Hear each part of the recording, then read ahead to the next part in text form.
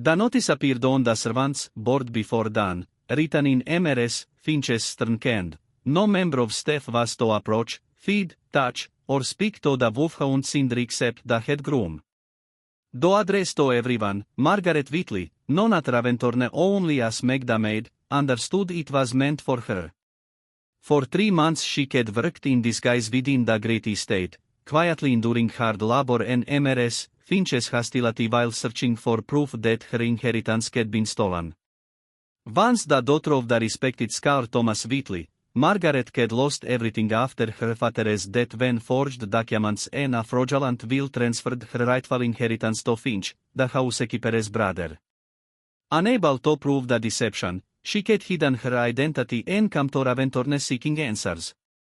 Meanwhile, grief hung heavily over the estate following the death of Lord Edward, the Duke's younger brother, 6 months earlier.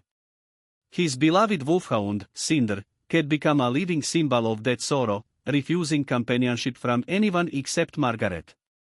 Wherever she went, the great iron grey dog silently followed, resting near her while she worked and watching over her with unwavering loyalty. The servants whispered that she had bewitched him, while Mrs. Finch grew increasingly suspicious and resentful. Philip, the ninth Duke of Whitchurch, initially viewed the strange bond with curiosity and distrust. Still mourning his brother, he had withdrawn from the world, yet he could not ignore the unusual maid who carried herself with dignity, intelligence, and quiet confidence. Unlike the other servants, Margaret never complained, never sought attention, and never seemed fully suited to the role she played. The Duke's mother, Lady Mariella, noticed this as well and invited Margaret for tea, where she gently encouraged her to speak of her troubles. Moved by the old Romanesque kindness, Margaret revealed pieces of her story, and Lady Mariella assured her that justice was simply giving people what they were owed. Encouraged but desperate, Margaret eventually risked everything by sneaking into the estate's magnificent library on a stormy evening to search for evidence. Surrounded by towering shelves of later-bound books and ancient manuscripts, she examined records late into the night until she was discovered by the Duke. When Philip demanded an explanation, Margaret finally revealed her true identity and the story of her stolen inheritance. Though skeptical, he was surprised by her extraordinary education. Testing her knowledge, he found she could effortlessly read Latin and classical Greek and discuss philosophy with remarkable insight. When he asked why she admired Marcus Aurelius, she answered that his writings taught people how to endure injustice without surrendering their character. Her response lingered in his thoughts long after the conversation ended.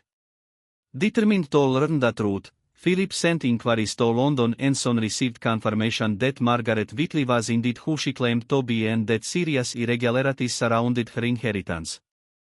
Disturbed by the revelations, he began his own investigation and eventually discovered a hidden compartment within the library containing letters, contracts, and original documents proving that Finch had forged records and stolen Margaret's rightful property. Armed with undeniable evidence, Philip summoned Mrs. Finch, Margaret, and Lady Mariella to a formal meeting.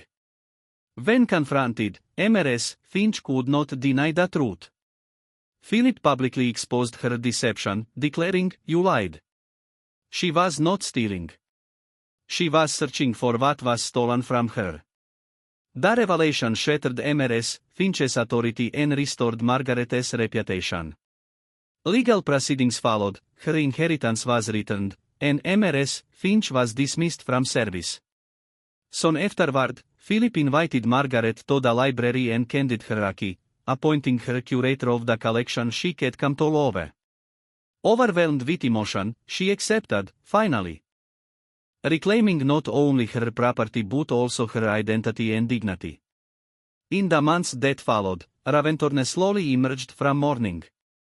The library flourished under Margaret's care, attracting scholars and restoring intellectual life to the estate. Cinder regained his spirit as well, spending his days faithfully at Margaret's side. As Philip and Margaret worked together, mutual respect deepened into friendship and eventually into love. 6 months later, on an autumn evening bathed in golden sunlight, Philip found Margaret in the library and confessed that she had changed his understanding of duty, courage, and truth. Producing a ring, Hal asked her to marry him, promising honesty and devotion for the rest of his life. With tears in her eyes, Margaret accepted. At that very moment, Sind rose from beside the fireplace and pressed his great head between them as if offering his blessing. They left together, and for th.